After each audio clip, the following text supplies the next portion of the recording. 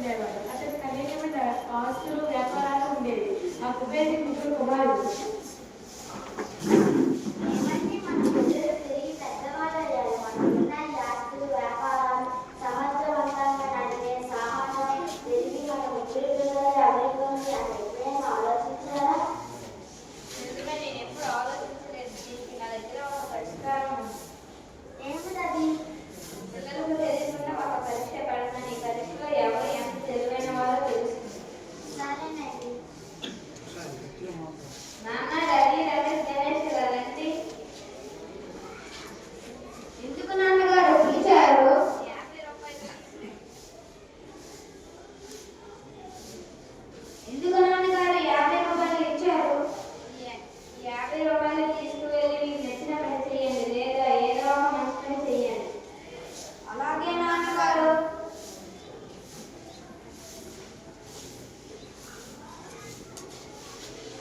ఆకలిగా ఉంది, దానం చేయండి.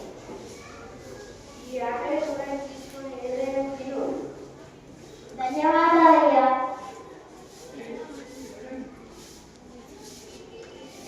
అందరూ సంతోషంగా ఉండాలి. పూజారి గారు ఈ 50 రూపాయలు తీసుకుని అందరూ సంతోషంగా ఉండాలని పూజ చేయండి.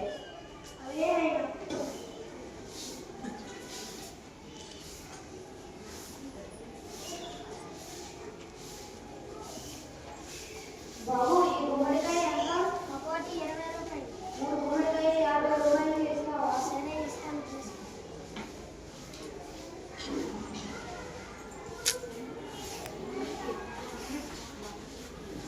భక్తులారా రండి, ఈరోజు చాలా మంచి రోజు. ఈ గుమ్మడికాయలు కొని వంట చేసి దేవునికి ప్రసాదంగా పెడితే చాలా మంచిది.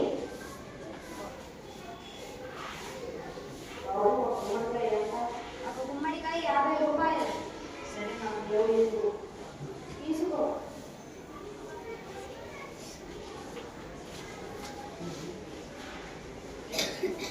అయ్యా, ఆకలిగా ఉంది, దానం చేయండి.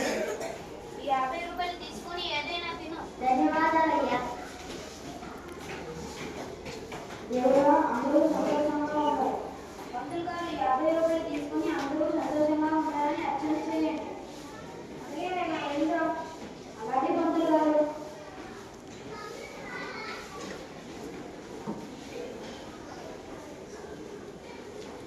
నాన్న వచ్చేసారా? వచ్చేసాము నాన్నగారు. నాన్న రజను ఏం చేశావు?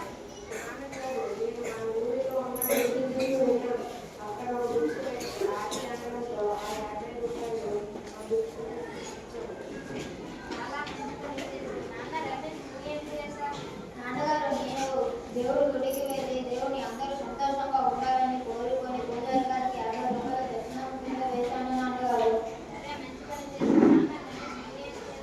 నాన్నగారు, ఇదిగోండి మీరు ఇచ్చిన 50 రూపాయలు. అంటే నువ్వేం చేయలేదా? చేశాను నాన్నగారు. ఏం చేశా?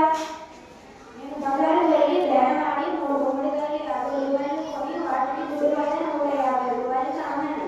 వాటిలో ఒక 50 గుడి బయట ఒక వీధి దానం చేశాను. ఇంకో 50 గుడికి వెళ్ళి అందరూ సంతోషంగా ఉండాలని పంతులు గారికి 50 రూపాయలు ఇచ్చి అర్చన చేయించాను. మిగిలిన 50 రూపాయలు మీకు ఇచ్చాను నాన్నగారు. చాలా మంచిది. ఎందుకు ఇలా చేశా? నాన్నగారు, డబ్బులు ఎప్పుడు పొదుపుగా వాడాలి. మన దగ్గర ఉన్నది అంతా ఇస్తే తర్వాత మనం ఇబ్బంది పడతాం. అందుకే నేను పని చేశాను నాన్నగారు. నుంచి మన వ్యాపారాన్ని ముందే శ్రద్ధగా చూసుకోవాలి. అలాగే నాన్నగారు. నీతి, డబ్బులను ఎప్పుడూ పొదుపుగా వాడాలి. మనకు ఉన్నంతగా పంచుదానం చేయాలి.